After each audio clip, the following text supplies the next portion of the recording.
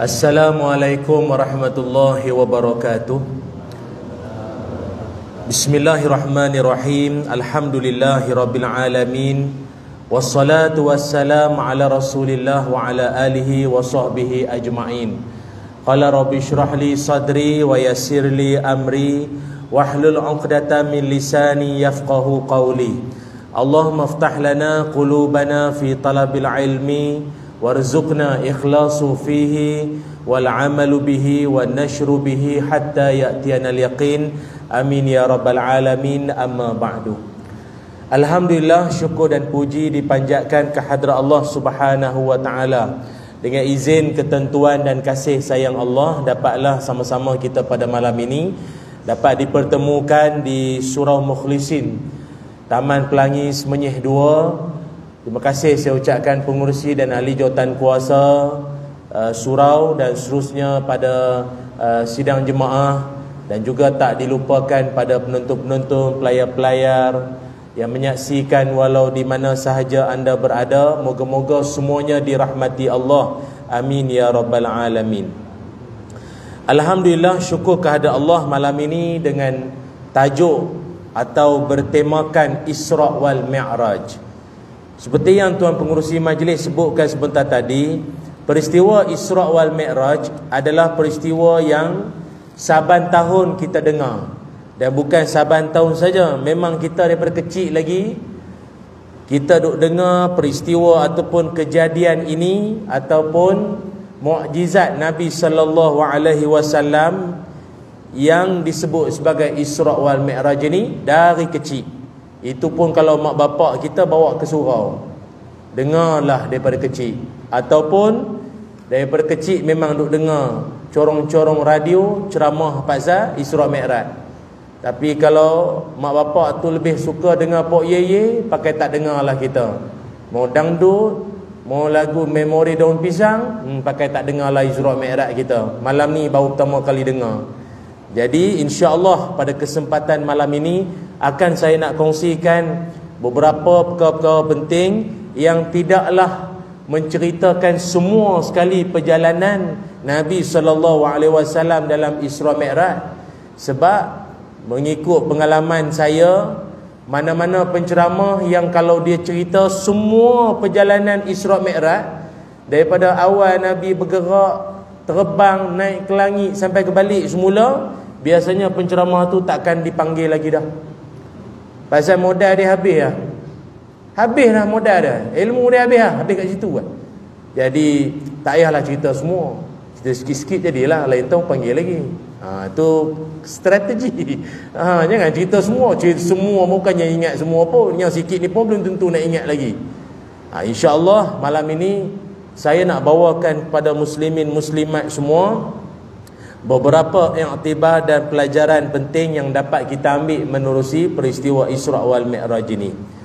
Pertama, muslimin muslimat kita semua kena tahu bahawa peristiwa ini merupakan peristiwa yang tidak boleh sama sekali ada orang yang mengatakan bahawa kejadian ni sungguh ke ni. Ada orang nak mempertikai, menafi, tak boleh.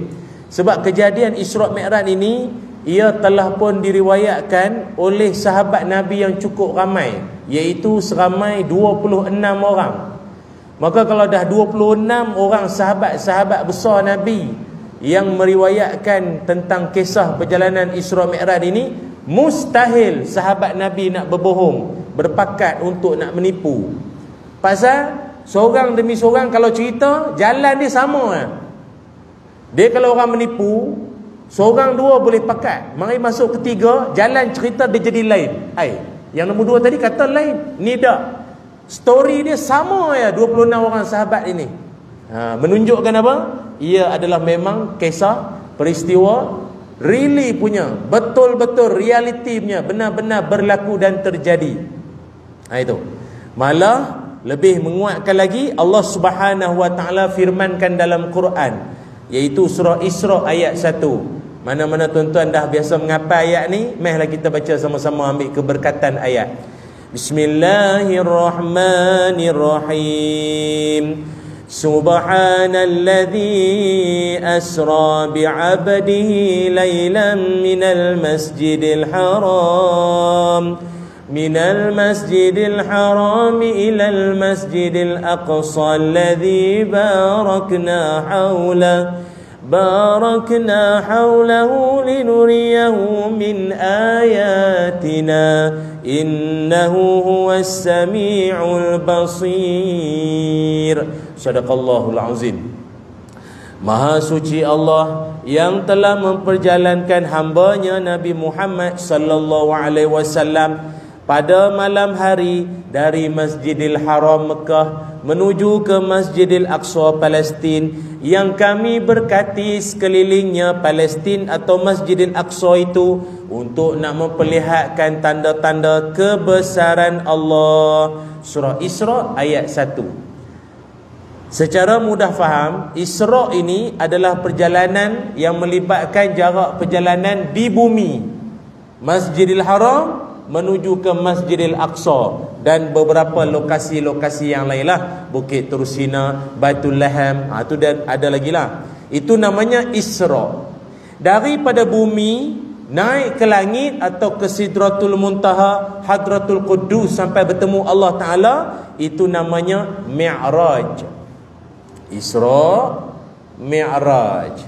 Mi'raj itu maknanya apa? Mendaki, manjat, mendaki. Mi'raj. Sebab itu kita semayang, macam kita kan semayang kan, as-salatu mi'rajul mu'min. Semayang itu pendakian orang beriman. Kita punya semayang kita ni selama ni lah, yang subuh sampai ke isyak tu, mi'raj orang beriman adalah pendakian orang beriman. Mendaki, naik ke mana? Membawa diri dan hati, jiwa, raga menghadap Allah. Itu maksudnya.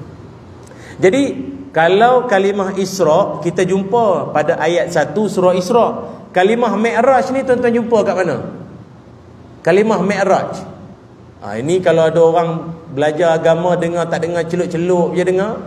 Kalau orang orientalis ke mana, orang nak musuh-musuh dia test kita. Okeylah, you cakap you punya Isra, ada cerita. Mi'raj mana? Mana bukti Mi'raj? Mi'raj. Jawapannya ada. Bukan jauh pun, dalam Quran juga. Iaitu Allah Ta'ala sebut dalam Quran, وَلَقَدْ رَآهُ نَزْلَةً أُخْرَى عِنْدَ سِدْرَةِ الْمُنْتَهَى عِنْدَهَا جَنَّةُ الْمَأْوَى. Dan sungguhnya Nabi Muhammad telah melihat malaikat Jibril dalam bentuk rupa yang sebenar sekali lagi. Dulu bila? Mula-mula bila? Masa peristiwa wahyu. Wahyu pertama, mula-mula tu Nabi menggigil, besar sangat malaikat Jibril. Tapi untuk pengetahuan tuan-tuan, malaikat ni istimewanya, dia para malaikat, dia makin adik makin besar. Dia malaikat, dia makin adik makin besar, makin junior makin besar. Dia macam malaikat yang antara malaikat-malaikat besar lah. Malaikat Hamlatul Arash, malaikat pemegang Arash. Itu ada tu dalam Quran, Allah ada sebut. Dia tugas dia memegang Arash. Besar malaikat tu. Tapi malaikat tu istimewa sikit lah. Dia punya sayapnya, besarnya itu besar lah, panjang. Kan nanti tak jadi surah Mi'raj lah, tajuk malaikat pula. Lain tahun lah panggil lah pula lain kali, cerita pasal malaikat pula. Tapi macam tu lah. Dia makin adik, dia makin besar. Macam kita lah kadang adik-beradik kan, mari jiran-jiran datang tanya, tu yang bawa air tu siapa tu? Tu yang sulung. Yang nombor 2 tu celah pokok tu. Kecil je. Mana yang bongsu mana? Tu nampak tu. Nak masuk rumah kena tunduk. Adik paling bongsu paling besar. Entah apa dia makan tak tahu. Dia macam tu. Dia makin adik, itu malaikat lah. Lagi adik dia lagi besar. Panjang cerita. Kemudian Allah memperlihatkan kepada Nabi kita rupa malaikat Jibril yang sebenar-benar rupa sebenar dia di sisi Sidratul Muntaha pada malam Mi'raj, yang mana sisi Sidratul Muntaha itu terletaknya syurga Jannatul Ma'wa. Surah An-Najmi ayat 13 sampai ayat 15. An-Najmi ayat 13 sampai ayat yang ke-15 ini. Sebab itu muslimin muslimat yang dirahmati Allah sekalian, dalam perjalanan baginda Rasul sallallahu alaihi wasallam ini, setiap langkah perjalanan Nabi dengan menunggang buraq yang ditemani oleh malaikat Jibril sampailah naik ke langit bertemu Allah, semuanya itu ada banyak sekali pelajaran dan iktibar yang boleh diambil. Banyak sekali. Apa antaranya? Pertama sekali, ini kita boleh ambil iktibar lah beberapa perkara yang boleh kita pelajari bersama. Yang pertama sekali adalah seorang hamba Allah mampu untuk nak berdialog dengan Allah Subhanahu wa taala.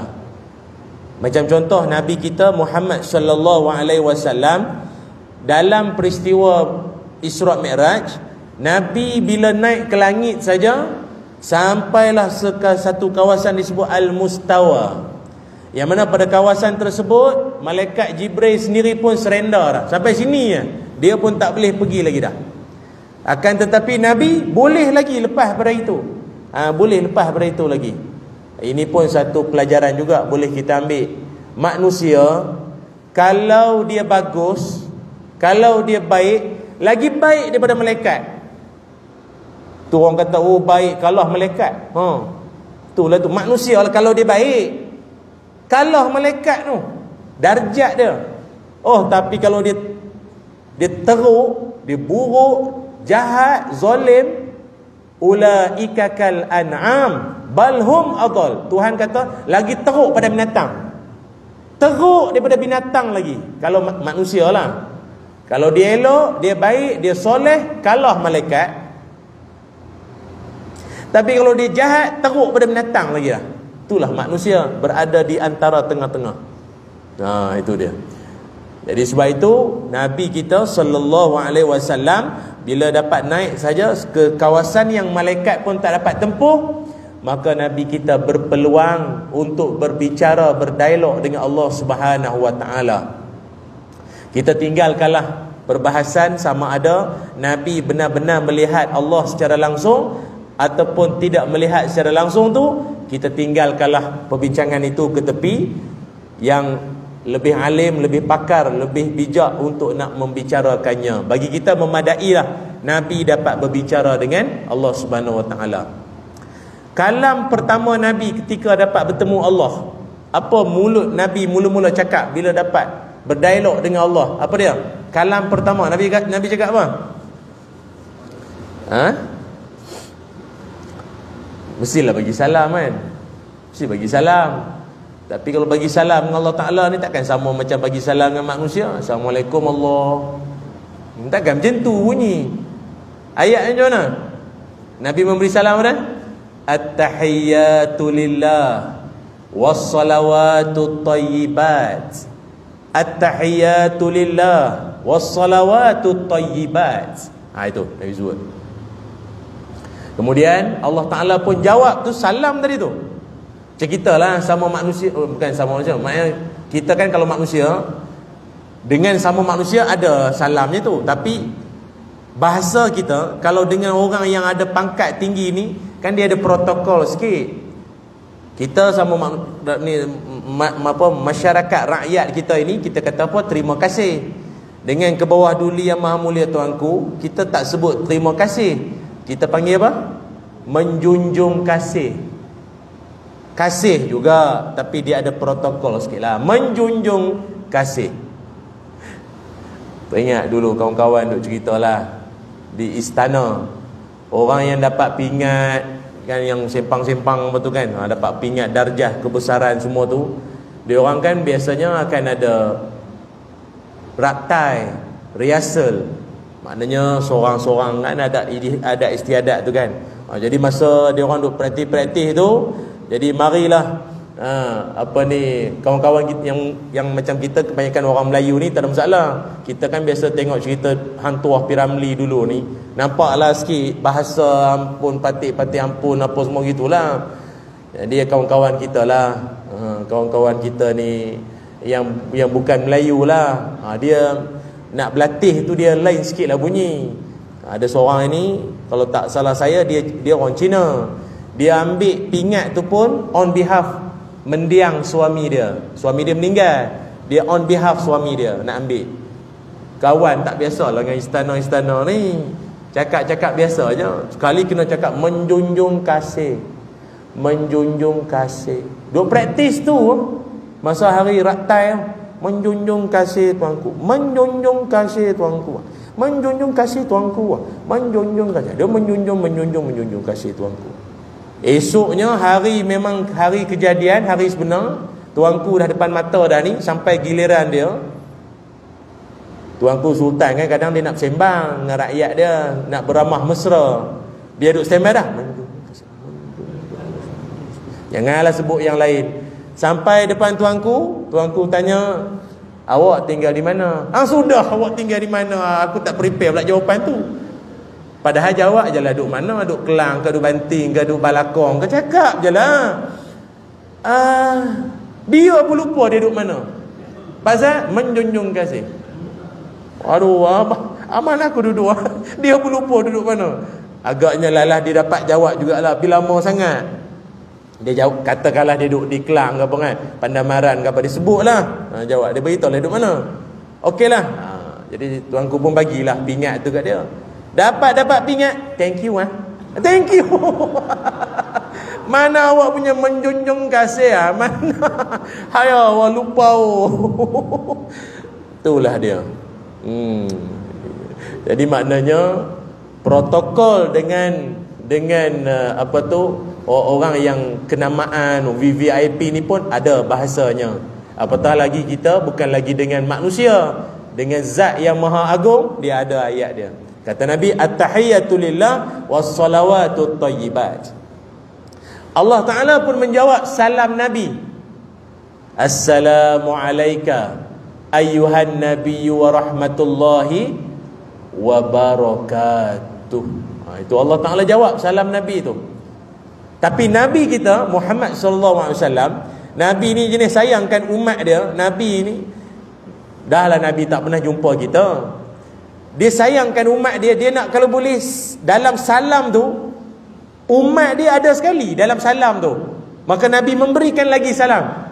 Assalamu alaina wa ala ibadillahis salihin. Tu dia. Maknanya seolah mewakili ibadillahis salihin, hamba-hamba Allah yang soleh. Siapa? Kita semua. Tadi kan seolah daripada Nabi pada Allah Ta'ala. Sekarang ni Nabi dan semua orang-orang soleh ni pada Allah Ta'ala. Dan tak dilepaskan peluang juga, para malaikat pun mengungkapkan asyhadu an la ilaha illallah wa asyhadu anna muhammadan abduhu wa rasuluh.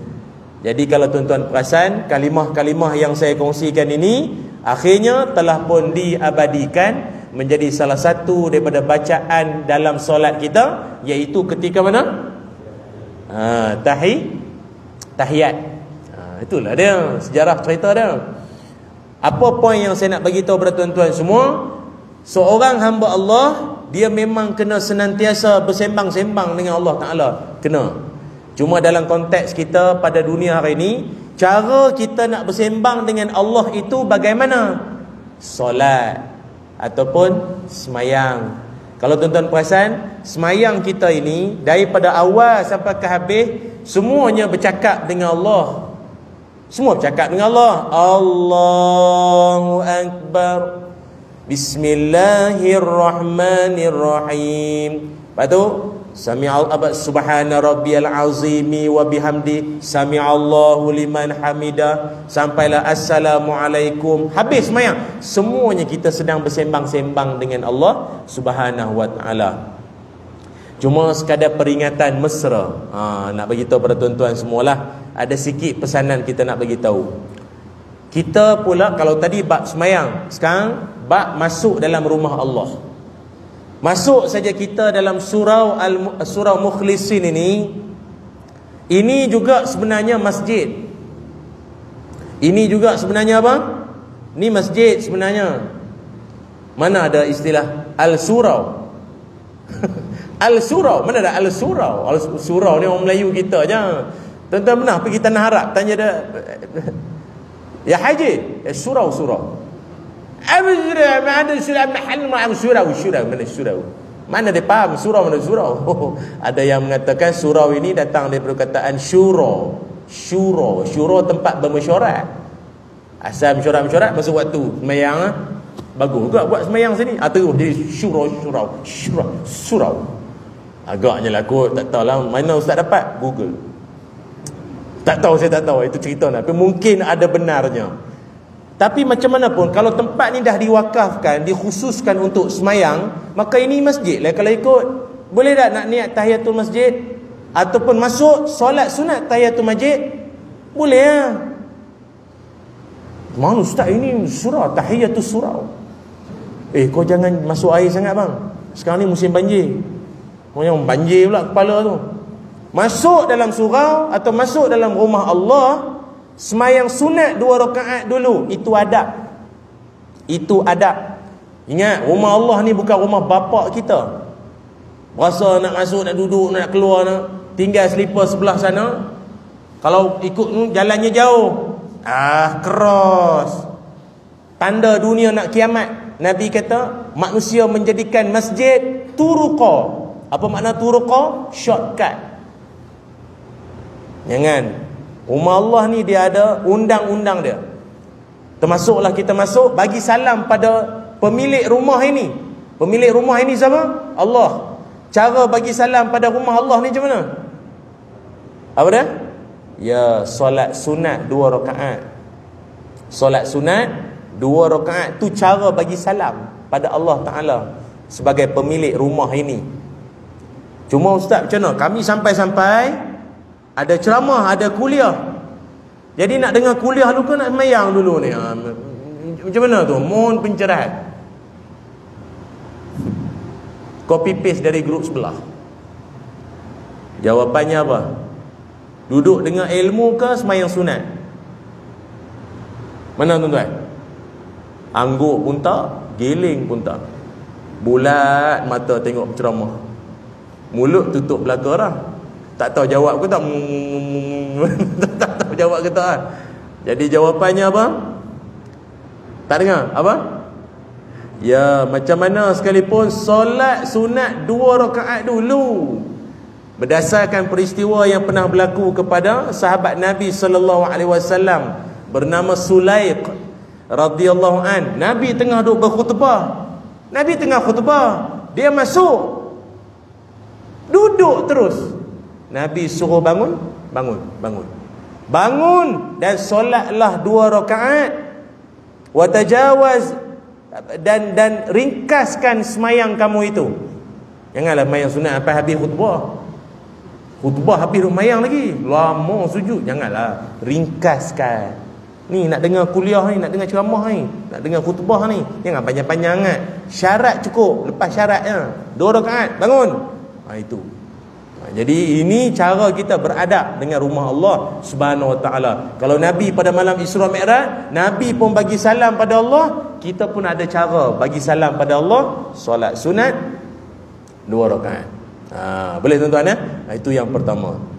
Yang kedua, dalam peristiwa Isra wal Mi'raj juga kita telah pun dihidangkan, iaitu antara peristiwa atau kejadian pelik yang Allah Subhanahu Wa Taala takdirkan ianya berlaku. Apa dia tuan-tuan? Kejadian apa? Apa yang berlaku apa dia? Iaitu baginda Nabi sallallahu alaihi wasallam telah pun Allah Subhanahu Wa Taala pertemukan dengan nabi-nabi Allah yang senior-senior, yang kata orang apa ya, yang terlebih dahulu hidup berjuang sebelum Nabi Muhammad sallallahu alaihi wasallam. Jumlah keseluruhan para nabi ramai 124,000 orang. Jumlah keseluruhan nabi. Ada yang nabi-nabi itu kita pernah dengar namanya, dan ada yang kita pun tak pernah dengar nama. Nabi Samuel, pernah dengar? Nabi Syam'un, pernah dengar? Syam'un Al-Ghazi, pernah dengar? Tak pernah dengar? Nabi Daniel, pernah dengar? Nabi Daniel.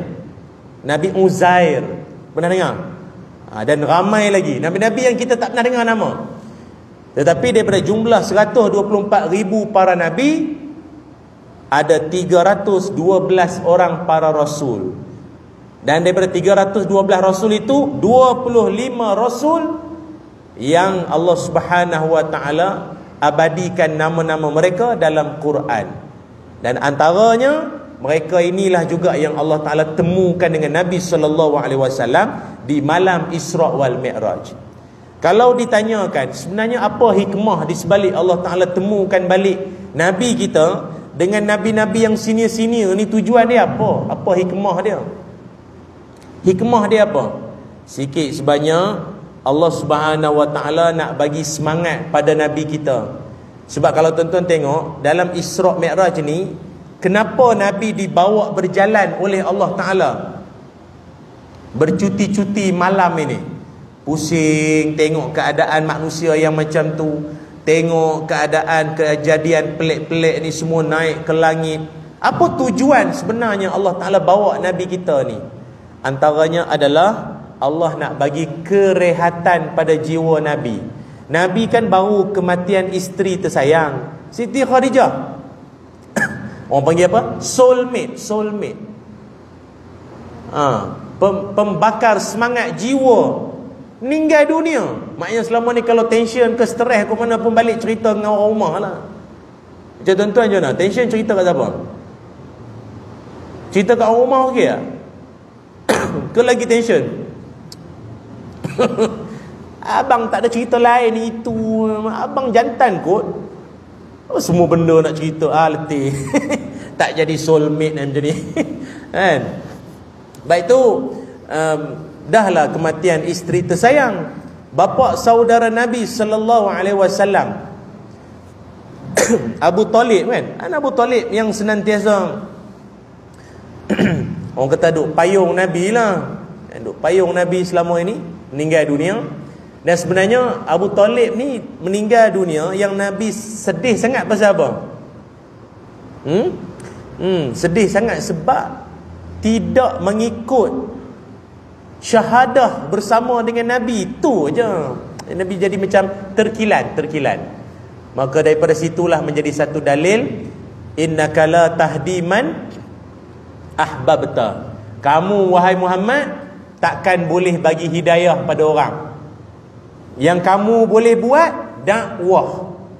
Hidayah petunjuk Allah.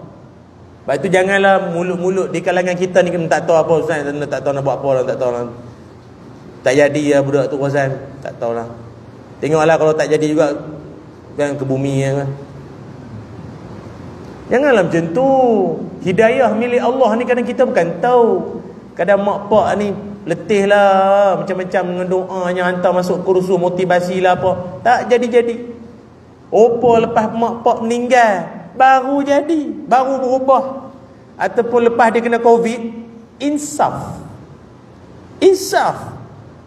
Covid pula stage 3-4 yang doktor kata itulah macam itulah gayanya. Sekali hidup survive, boleh hidup lagi. Sejak daripada itu tak lekang dengan surau, tak lekang dengan masjid. Ini hidayah. Ada orang cukup dengan ceramah tak sampai setengah jam insaf dah. Ada, kadang saya pernah buat ceramah, tak ada 15 minit menangis lah. Saya fikir-fikir aku buat kelakar, saya dia menangis tak sungguh ni. Habis ceramah dia Allah, dia peluk saya. Ni cerita sebelum Covid lah. Dia peluk saya, dia kata Ustaz saya insaf betul. Dalam hati saya, kau ni perli ke apa ni? Saya tak ada langsung buat orang menangis, dia yang seorang-seorang menangis. Rupa dalam banyak-banyak yang saya cakap, walau dalam orang lain gelak, bagi dia serius benda tu. Dan dia terasa sangat-sangat. Dan dia kata seolah-olah macam Ustaz dah tampar pipi saya supaya insaf. Mak saya dah meninggal, pak saya dah meninggal, hari ni baru saya sedar malam ni. Ya Allah. Hidayah milik Allah. Kita ni Allah Ta'ala suruh dakwah ya. Orang masjid, orang surau, jangan cepat putus asa sangat. Kadang kita buat program, jemaah tak ramai, apa nak buat? Musim bola, panggil lah penceramah sedap mana pun, banyak tu je lah orangnya. Bantai pula dia kata, "Maaflah ustaz ya, penduduk sini iman lemah." Oh, kau bantai penduduk sini, habis kau orang mana? Saya orang luar. Dijemput jadi AJK sini. Pandailah. Baru tahun semalam pindah kot. Penduduk sini semua tak ada iman. Oi, kau laju sangat menuduh orang. Tak boleh. Hidayah milik Allah. Kita ni buat kerja ha. Ni pacak kamera-kamera ni semua ni. Ikhtiar, usaha kita. Tak cukup dengan orang di sini, nak juga orang luar pun dapat ilmu. Tu je yang kita nak. Maka disebabkan oleh kematian orang-orang tersayang yang dikenali sebagai Amul Huzni ataupun tahun kesedihan, maka Allah seolah-olah nak bawa Nabi, nak pujuk hati Nabi. Mai sini. Kita jalan-jalan, makan angin sekejap, jom. Relax. Sebab Nabi dah lah kehilangan orang tersayang. Kena hentam, kena kecam, kena kutuk, macam-macam kena. Siapa lagi yang boleh memujuk hati yang lara ini? Allah. Di waktu malam. Sebab itu manusia, di siang hari kita sudah kepenatan dan keletihan dengan pelbagai ragam rupa dan senario manusia berbagai muka. Depan kita begini, belakang kita begini, kita letih melayan semua. Maka marilah di malam hari, tak kala semua orang sedang lena dan tidur, bangun, basuh muka atau berwudu, bentang sejadah, Allahu Akbar, tadah tangan doa pada Allah, minta pada Allah, mengadu dan bermanja-manjalah dengan Allah di malam hari. Itulah terapi yang sebenar. Sejak daripada Covid hari itu, kadar manusia yang mengalami masalah gangguan mental meningkat saban tahun. Di Malaysia kita ni tuan-tuan ya, tahap orang yang kena gangguan mental bukannya sikit-sikit. Dulu setiap 11 orang seorang. Sekarang tuan-tuan, setiap 8 orang seorang. Maknanya dalam surau ni ada tak? Ada tak dalam surau ni? Nak anggur, risau. Nak geling, takut ada. Kan? Kalau ikutkan tu, ada. Dan kalau ikutkan tu, ada. Maka kita macam mana kita nak memujuk hati kita supaya jangan jadi, tak naklah sampai jadi sewil, tak nak. Dia otak manusia ni, macam mana dia tension pun, dia ada tahap-tahap dia. Ada kajian menyebutkan manusia yang cerdik ataupun standard otak manusia ni 146. Dia punya beat kelajuan dia 146. Kalau macam orang cerdik-cerdik macam Albert Einstein ke Imam Syafi'i ke tu, mungkin boleh sampai 164 ke 170 kelajuan otak dia, laju. Dia kalau iklan susu neuron berhubung, dia cepat. Kan ada orang kan lambat, sini ke lamanya minggu depan baru sampai. Itu yang kadang kita cerita, dia gelak minggu depan. Dia lambat, lambat pick up, lambat. Lama kan. Macam Syafi'i, orang cerdik jenis-jenis ni banyak dia 164. Tapi ada tak orang sampai 200? 200 ada tak? 200? Ada tak? Agak rasa-rasa ada tak? 200. 164 tu pun dah kira genius ada tu. 200 ada tak? Ada? Dipanggil unmeasurable intelligence ataupun unmeasurable genius. Melayu. Sewil.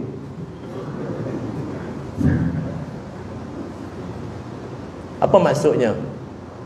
Orang cerdik mudah jadi gila. Orang bodoh payah gila. Kau nak gila apa? Kau dah bodoh, cukup Bodoh pun nak, gila pun nak, relax satu cukup. Maknanya orang hak cerdik, hak kuat memikir ni, tak kena gaya, sewil. Tuan-tuan tengok banyak orang hak yang mengalami masalah ni, hak sekolah ke tak sekolah? Yang sekolah lah. Dan terlalu memikir sangat, tension, tak boleh. Manusia dia ada limit, dia ada hak dia. Jangan fikir semua benda. Macam mana ustaz kita nak jemaah ni cakap macam ni, yang ni cakap macam ni, cakap macam ni, macam mana kita nak puaskan hati semua orang? Gila. Mana boleh.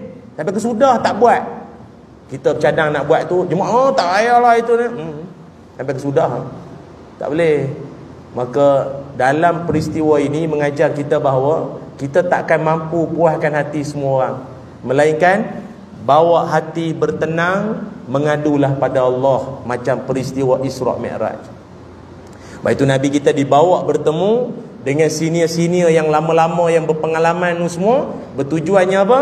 Sebagai nak bagi semangat pada Nabi kita sallallahu alaihi wasallam. Nabi kita dia berasa down tu, dia berasa down, dia berasa lemah dah masa tu. Dia berasa dia dah agak seperti dah menurun semangat tu. Maka Allah bawa Nabi kita jumpa dengan orang yang senasib dengan Nabi kita. Malah bukan senasib lagi, ada yang lebih teruk daripada Nabi kita. Dia punya dugaan umat dia kena kat dia lagi teruk. Macam tuan-tuan lah, apa perasaan kalau dijemput masuk ke dalam satu majlis, yang mana majlis itu adalah menghimpunkan semua orang-orang yang macam tuan-tuan. Contoh, kita ada masalah dalam perniagaan, niaga tak jalan, tak apa nak laku, produk makan sendiri. Dah jual tak laku, makan sendiri lah. Apa aku nak buat ni, down. Mak mentua, mak menakan semua mengutuk. Nak berniaga lah ni, semangat. Mana? Tertekan tu. Kan, kita dulu duduk riuh kat Facebook kan. Ni buat berniaga. Orang komen kan, tak payah sembang abang kau pun. Macam nak tutup Facebook tu, rasa macam nak telefon Mark Zuckerberg tolong tutup aku punya Facebook. Aku geram betul. Sekali tuan-tuan dapat masuk dalam satu majlis, yang dalam majlis tu menghimpunkan semua orang yang ada masalah sama dengan tuan-tuan. Apa perasaan? Ramai lagi. Aku ingat aku seorang lah. Orang penuh dewan. Ramai lagi yang macam aku. Relax lah. Dia berasa tenang, dia rasa kembali. Tak dengar ceramah lagi, penceramah tak sampai lagi. Tak sampai lagi penceramah tu. Hak nak bagi motivasi tu tak sampai lagi. Baru jumpa dengan orang tu, orang ni sembang-sembang abang macam mana? Saya sikit lagi nak terjun jambatan lah. Teruk lah. Habis hutang juta kau tahu tak aku punya hutang tu. Kau tak hutang? Adalah 200 dengan mak mentua. 200 tak ada benda lah kau. Buat muka monyok macam aku, kau tahu tak? Aku dah sampai nak blacklist dah, tahu tak? Dah bank pun dah itu ini dah cari dah. Aku dah tak rasa tak ada hidup dah ni. Ya ke? Kau ni relax lah. Belum dengar penceramah lagi, baru bersembang-sembang dengan orang yang senasib. Semangat. Betul tak? Sebab kita ni manusia ni makhluk sosial, makhluk berkawan. Orang yang rajin berkawan dengan orang, dia susah nak stres. Pasal dia baru nak stres, dia teringat kawan dia lagi teruk daripada dia. Aku relax lah. Jenis tak berkawan dengan orang, duduk rumah mengadap Netflix, itu tanda-tanda. Nak tension, nak bengong seorang, itu tanda-tanda ada. Baik itu Nabi kita, Allah tak biarkan Nabi sendirian. Meh kau jumpa dengan kau punya senior-senior, kau bersembang dengan dia orang ni, lagi teruk dia orang punya perjuangan yang dia orang pernah lalui dulu. Apa lagi selepas daripada itu? Kita rasa nak bagi laluan pada azan isyak ke macam mana? Terus boleh semua. Malam esok azan lah ya. Esok azan. Okey, sambung. Jadi oleh kerana itu, Nabi kita sallallahu alaihi wasallam bila naik saja ke tingkat-tingkat langit yang berlapis-lapis itu, antaranya baginda Nabi sallallahu alaihi wasallam bertemu dengan Nabi Adam alaihi salam. Apa pelajaran baginda Nabi kita dapat bertemu dengan Nabi Adam? Banyak sekali. Antaranya, tidak terpedaya dengan tipu daya syaitan. Tidak terpedaya dengan tipu daya syaitan maupun iblis. Iblis telah pun berjaya menggelincirkan Nabi Adam dan Hawa terkeluar daripada nikmat syurga hanya dengan tipu saja. Bukannya bunuh, bukannya kerat leher, tak, tipu. Scam. Faham scam? Dia scam saja. Kalau Nabi lain memang ada umat dia marah sangat sampai gergaji. Dia gergaji, dia potong kepala Nabi dia buat macam-macam lah. Tapi Nabi Adam tak. Nabi Adam kena scam dia kena tipu kan. Kena manipulate macam-macam lah kena. Tapi kita yang paling kita boleh belajar sekali adalah Nabi Adam alaihissalam Bukanlah seorang Nabi yang tuan-tuan janganlah beranggapan pasal Nabi Adam ni mudah sangat. Takkan tak kenal syaitan iblis. Kita cakap senang lah. Itu Nabi Adam kot, bukan Haji Adam. Nabi Adam ni, kalau kita di tempat Nabi Adam pun saya ingat goyang tu. Nabi Adam, masa iblis mari kat dia, pujuk dia supaya makan buah larangan tu dengan jaminan apa dia? Khalidan. Apa makna khalidan? Kekal. Manusia kan bab-bab kekal ni kan lemah. Bab-bab kekal, manusia ni dia lemah sikit bab-bab kekal ni. Anda ingin kekal cantik dan rupawan seperti umur 16 tahun? Gunakanlah produk ini. Oh, makcik yang dah 61 tu pun 61 jadi 16. Oi, teringinlah cik. Oi, nak. Kekal muda. Orang lelaki, apa? Anda ingin kekalkan jawatan tanpa dirampas mana-mana pihak? No. Dia mesti nak. Siapa nak kekal jawatan? Mesti nak. Pandai. Iblis dia tahu laki-laki ni dia ada lemahnya di mana, perempuan ada lemahnya di mana. Maka modal dia kekal. Tapi Nabi Adam kuat tu. Tak senang dipatah tu. Dia tak termakan sikit pun. Tapi Allah rakamkan dalam Quran surah apa? Al-A'raf ke apa? Yang dia sebut apa? Wa qasamahuma inni lakuma laminan nasihin. Hei Adam dan Hawa, aku ni, kata iblis, bukan aku penceramah ni, aku, kata iblis, bersumpah depan kalian berdua ni. Yang statement yang aku cakap tadi ni, yang aku duk pujuk korang ni, aku bersumpah, wallahi, demi Allah. Kita ni mainkan sumpah-sumpah ni lemah kat kita. Tambah pula junjung Quran. Habis lah. Wallahi, takkanlah saya tipu. Wallah, demi Allah. Nak dia buat sumpah laknat pula lagi apa? Oh, lagi dahsyat lah. Kita akan lemah. Walau tak tahulah betul ke tak. Dia pakai wallahi. Dan untuk pengetahuan tuan-tuan semua, bersumpah atas nama Allah ini, iblis dah lama buat. Iblis dah lama buat perangai tu. Bukannya baru-baru ni je. Baru ni. Taklah. Maksudnya bila dah kejadian manusia ni lah kan. Dan ayat ujung, inni lakuma laminan nasihin. Sungguhnya aku ini, iblis tu lah. Kena ulang banyak kali sikit. Iblis. Ingat baju hijau ni pula. Di kalangan tuan penasihat 20%. Dia kata aku ni penasihat sebenarnya. Atau bahasanya macam ni lah, aku nak menasihatkan korang. Wallahi lagi. Dah lah dia bersumpah wallahi, lepas tu dia mengaku siap. Dia tu penasihat. Macam kita kan, kita kadang ada masalah. Orang tengah ada masalah ni, lepas tu jangan salah orang. Jumpa salah orang, salah lah yang dapat tu. Aku bukan apa, sian tengok engkau monyok tinggal kau cari perempuan lain. Handsome kot engkau ni. Aku dulu masa kenal kau, aku ingat kau ni Tom Cruise kau tahu. Dah lama kenal baru tahu Tom and Jerry. Aduh, muka kau handsome, kau di package ada. Lagi mau layan bini kau. Bini kau tu dah masak tak pandai, renovate dapur kat 200,000. Makan luar juga sudahnya. Tinggal je. Aku nasihat je. Aku nasihatkan je. Aku tak mau tengok kawan aku muka macam ni lagi. Aku nasihatkan, kau tinggal je dia. Iblis dah lama pakai ayat tu. Nasihat. Kawan yang bagus patut mengharmonikan lah. Patut bagi nasihat supaya jadi lagi elok. Ini pernah jumpa tak? Kuat mengangguk tu macam ramai. Itulah dia. Maka pelajaran boleh kita ambil daripada apa yang berlaku pada Nabi Adam, yang juga iktibar buat Nabi Muhammad sallallahu alaihi wasallam. Jangan sesekali kena scam dengan syaitan. Syaitan ni pandai. Sebab itu dalam Quran Allah Subhanahu Wa Taala menyebutkan apa? Ayat kita selalu baca apa? Salah satu daripada perangai syaitan ni adalah yuwaswisu fi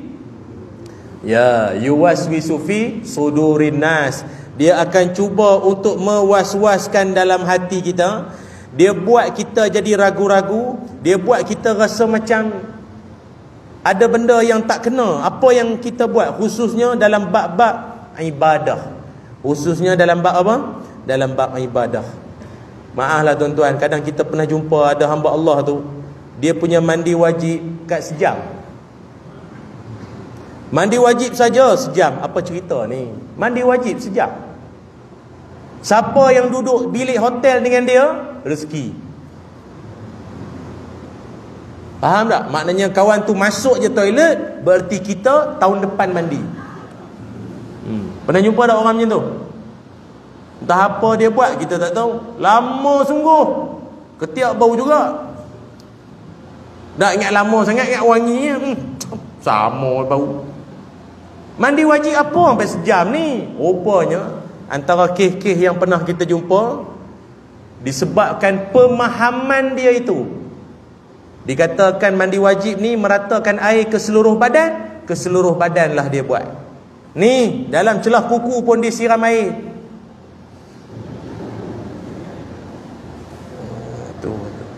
Kelopak mata, kau ingat air mo? Ni lubang hidung, masuk ke paip. Patut dia suat teh relax. Dah biasa air duduk lalu lah. Lubang telinga. Apa benda ni? Panjanglah cerita. Sebab itu ulama kata kebanyakan orang yang wah-wah ni banyaknya orang-orang bodoh. Bukan saya kata, ulama kata. Kalau dia jenis orang yang menuntut ilmu, dia tahu konsep mandi wajib, berwuduk yang sebenarnya macam mana, takkan sampai jadi macam tu. Ambil semayang, basuh tangan kanan 6 kali. Satu badan siap macam orang baru lepas keluar daripada banjir. Lencun tu. Kau ambil wuduk ke mandi, kau terjun kolah apa? Oh, jadi macam tu. Dia wah-wah. Tu tak cerita bab semayang lagi. Bab semayang, Fatihah saja ulang berapa kali?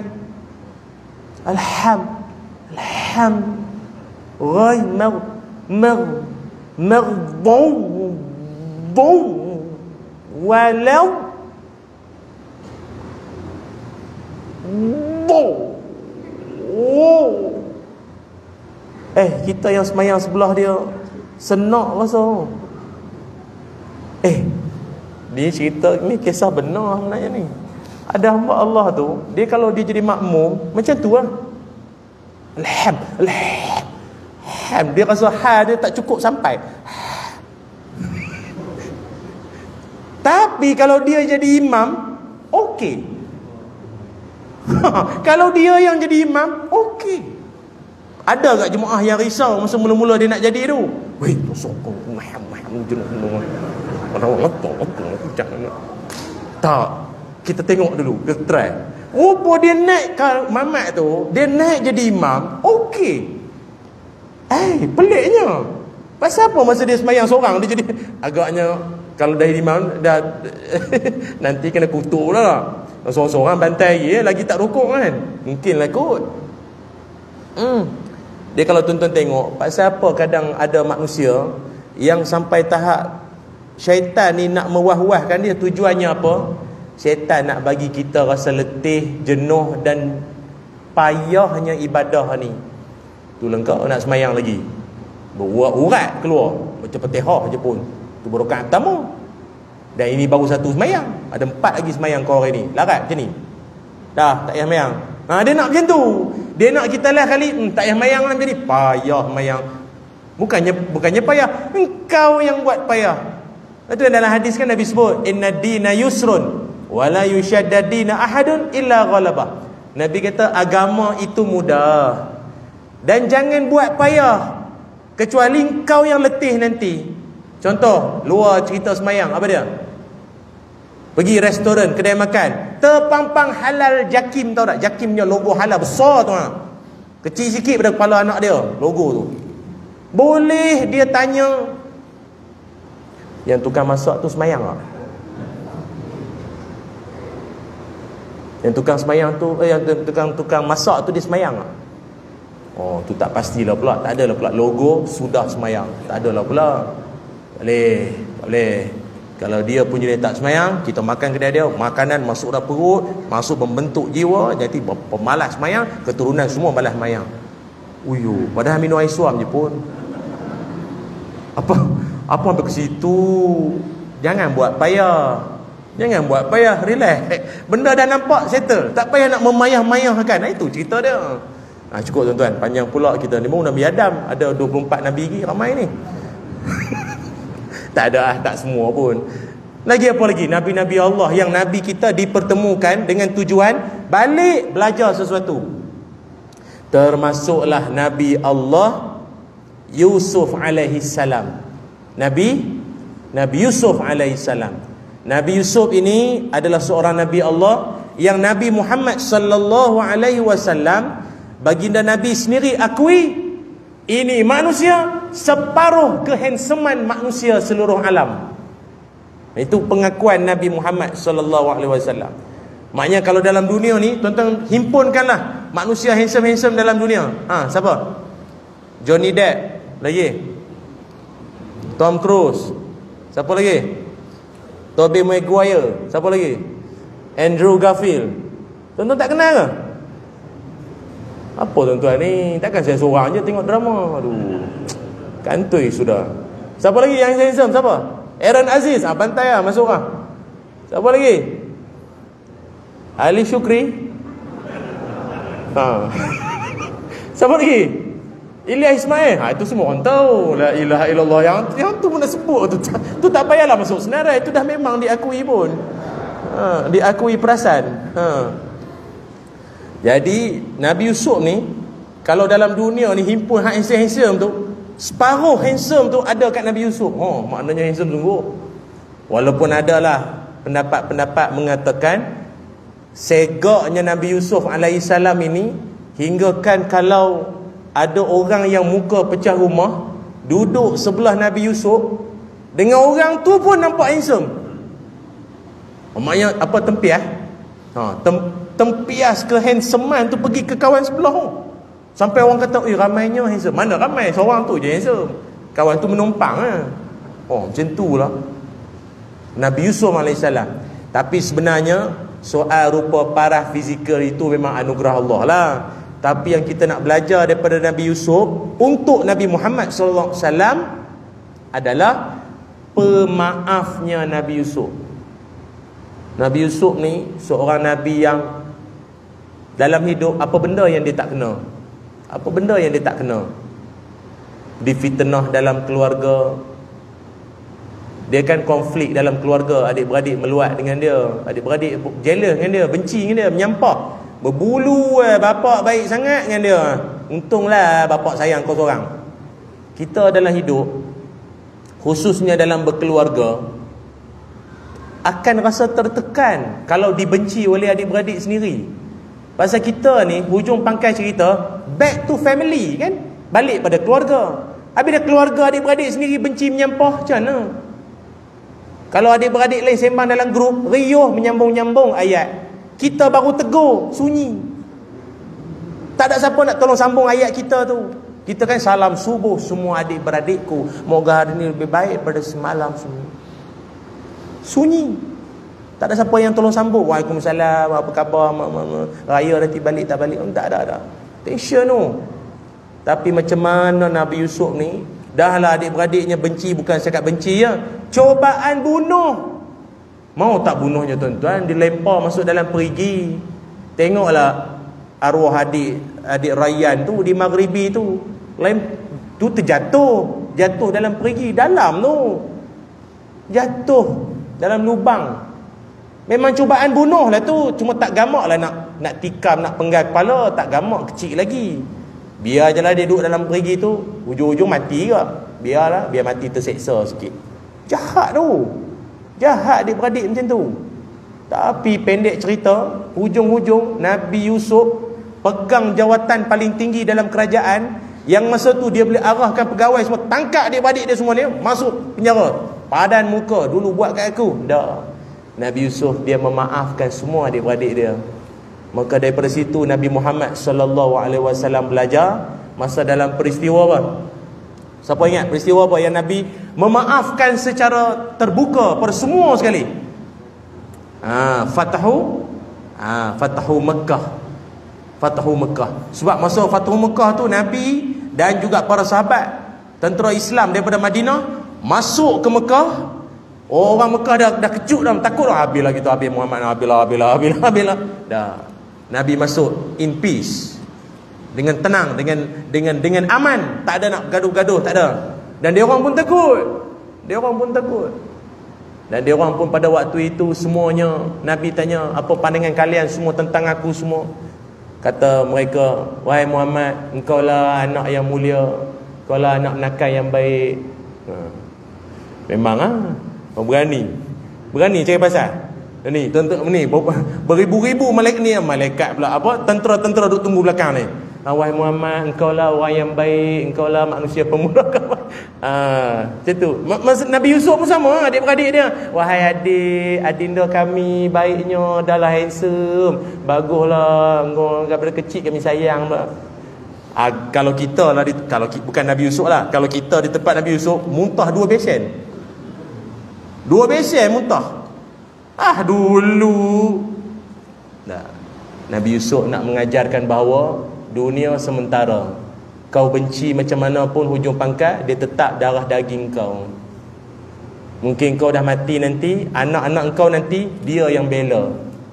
Buat apa nak bergaduh-gaduh? Sudahlah, benda boleh bergaduh, buat apa bincang?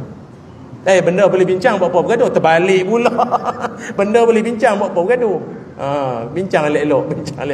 Itu Nabi Yusuf alaihissalam. Selain daripada Nabi Yusuf alaihissalam, Nabi kita Muhammad sallallahu alaihi wasallam juga bertemu dengan Nabi Musa alaihissalam. Tapi menarik, masa Nabi kita Muhammad sallallahu alaihi wasallam bertemu dengan Nabi Musa, mula-mula Nabi kita dia perasan sosok tubuh laki-laki, kulit hitam manis, kurus, tinggi, rambut lurus.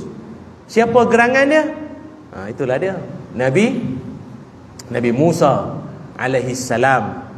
Yang mana Nabi Musa alaihissalam pada langit yang ke-6, Nabi Musa, ni kisah semua tahulah.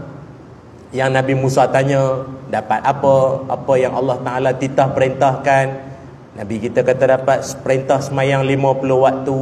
Nabi Musa kata naik jumpa Allah, mintalah diskaun, minta kurang, minta ejah lah kurang. 50 banyak sangat. Bani Israel badan nala besar, buat piramid semua, pemalas. Kau punya umat badan kecil-kecil 50, tak kurang. Nabi kita memang dengar arahan tu, memang dengar arahan. Dia naik tu, memang Nabi kita minta kurang, turun. Berapa dapat? 45. Minta lagi, banyak tu 45. Naik lagi, turun. Berapa? 40. Naik lagi, naik, turun. Berapa? 35. Banyak, naik lagi. Sampai berapa kali tuan-tuan? Naik turun Nabi kita? 9 kali. 9 kali. Ulama bincang, kenapa Allah Ta'ala ini tidak bagilah diskaun tu secara lamsam terus lah. 5 cukup. Tak payah Nabi kita naik turun. Apa sebab? Bukanlah kita nak kata Tuhan nak meragging Nabi kita, nak membuli Nabi kita, bukan. Tapi apa mesej di sebalik itu? Rupanya kata ulama, Allah Ta'ala memang suka hamba dia jenis banyak kali minta benda sama. Allah suka. Benda sama pun sama lah, apa kau mau? Boleh, bagi. Esok mari, semalam kan dah minta, nak lagi? Boleh, bagi. Tuhan suka. Syarat minta tanpa jemu. Doa Covid kat 2 tahun dah, kurang ke bertambah? Kan? Lepas tu macam mana? Nak tukar doa ke macam mana? Teruskan. Baru 2 tahun, bukan 9 tahun. Nabi kita tuan-tuan 9 kali naik turun, tidak kali ketiga pun mesti dah rasa macam malu kot, minta benda sama. Yang minta kurang pun Nabi, tak kalau malas mayang. Bukan, Allah memang suka hamba dia minta walau benda sama. Tuan-tuan doa Rabbana Atina kan daripada kecil, doa tu je pun tak apa, ulang. Tuhan suka minta benda sama. Yang Tuhan tak suka, kau tengah masalah belagak tak nak minta, tu Tuhan marah. Beza dengan kita manusia. Kita sama manusia, mari orang muka sama, ayat sama, minta benda sama. Dia ada menyampah juga. Baru nak makan bihun sup, Assalamualaikum Haji, untuk sumbangan semoga Pakcik berbahagia hidup dunia Pakcik. Hai, aku bihun pun tak sampai tekak lagi kau dah. Ambil. Ambil. Kau tak sekolah ke apa? Aduh. Kita pun baru selesai habis makan bihun. Baru lap. Assalamualaikum Pakcik. Kau lagi. Ingat segini sumbangan. Tadi kan dah bagi. Tadi tu sikit sangat. Nak lagi sikit. Tu baru 2 kali kita dah rasa lain dah. Allah Ta'ala, bukan kita saja, satu dunia berdoa. Allah Maha Kaya. Mintalah pada Allah tanpa jemu. Allah Maha Kaya, Maha Memberi, Maha Mengampun. Yang kita sibuk dengan Ya Maha. Ini pelik. Baik itu tuan-tuan semua, ini pelajaran daripada Nabi Musa AS. Kita jangan pernah jemu dalam hidup. Malah Nabi kita Muhammad sallallahu alaihi wasallam, Nabi kita kalau ikutkan dengan Nabi Musa, dia ada banyak chemistry sikitlah. Nabi Musa kan gembala kambing, kan ada tongkat, gembala kambing. Nabi Muhammad SAW pun pernah gembala kambing, pernah. Dia ada banyak chemistry sikit. Tu yang kadang kalau dia orang sembang tu, dia macam dia rancak sikit tu. Ada banyak chemistry, banyak. Dan pernah Nabi Muhammad SAW, pernah satu ketika, ini ada satu riwayat, ada satu cerita, yang mana Nabi kita pernah dipertikaikan bahawa Nabi tidak telus dalam pembahagian harta rampasan perang. Kan perang, bila habis perang kan Nabi akan bahagi-bahagikan. Bahasa kita hari ni apa, macam allowance ke, bonus ke, macam tu lah. Tapi ikut grade lah. Yang jusa A, jusa B, C, grade 48, grade 44, sampailah kerani semua. Dia adalah ikut dia punya ni lah. Nabi akan bahagi-bahagi. Cuma pembahagian Nabi pernah satu ketika tak dipersetujui oleh segelintir. Dia tak puas hati. Maka dia tak puas hati. Kenapa dia dapat banyak ni? Mesti sikit. Dia seolah dia tak puas hati. Maka ketidakpuashatian dia tu viral. Heboh sampai ke pengetahuan Nabi Muhammad SAW. Kan? Orang tu dia kata apa? Wallahi inna hazihil qismah ma'uddila fiha. Ini punya pembahagian tak adil. Demi Tuhan, ini tak adil. Dia kata macam tu. Bila sampai ke pengetahuan Nabi, maka Nabi SAW pun bersabda, "Faman ya'dilu idza lam ya'dilullah wa rasuluh." Nabi kata kalau Allah dan Rasul tak berlaku adil, siapa lagi yang adil atas muka bumi ni? Nabi marah taklah. Cuma di hujungnya Nabi menyebutkan rahmat Allah, kasih sayang Allah untuk Nabi Musa alaihissalam. Ni pelik Tiba pula sebut Nabi Musa. Cerita Nabi sedang respon pada orang yang tak puas hati pembahagian harta rampasan perang tu. Tiba Nabi kata, semoga Allah merahmati pada Nabi Musa alaihissalam. Tuan-tuan rasa sebab apa? Kenapa Nabi kita tak sebut semoga Allah merahmati Nabi Yusuf alaihissalam ke, merahmati Nabi Isa ke, merahmati Nabi Adam ke? Kenapa Nabi Musa? Persoalan ini kita tinggalkan dan insya-Allah kita akan sambung pada ceramah tahun depan pula lah. Ke macam mana tuan-tuan? Ke nak habis? Kalau ikutkan masa dah habis ni ke macam mana? Sikitlah Tu test market namanya. Ni kalau wayang bakal panggung ni, cerita tak habis. Bakal panggung je ni. Baik tak payah cerita lah, cerita sekat-sekerat. Ceritanya apa? Rupa-rupanya Nabi Musa alaihi salam yang menjadi kagum sangat pada Nabi Muhammad sallallahu alaihi wasallam adalah kerana baginda Nabi Musa pernah dituduh mempunyai penyakit pada kemaluan dia, penyakit kelamin. Nabi Muhammad sallallahu alaihi wasallam dituduh tak berlaku adil. Okey lah. Nabi Musa dituduh ada masalah penyakit pada kemaluan dia, penyakit kelamin. Bagi tuan-tuan lah, mana kes lagi berat dan memalukan? Cerita dalam seluar ke mana? Mesti lah. Kau tak puas hati dengan aku, benda dalam seluar aku kenapa kau masuk campur? Kau ingat aku tak tahu dia punya tu malam tu aku dah nampak. Tu dia pergi heboh ke orang. Nabi Musa ini dengan Bani Israel, tuan-tuan pun pernah dengar aku kisah Bani Israel ni, dia orang ni jenis suka mandi telanjang.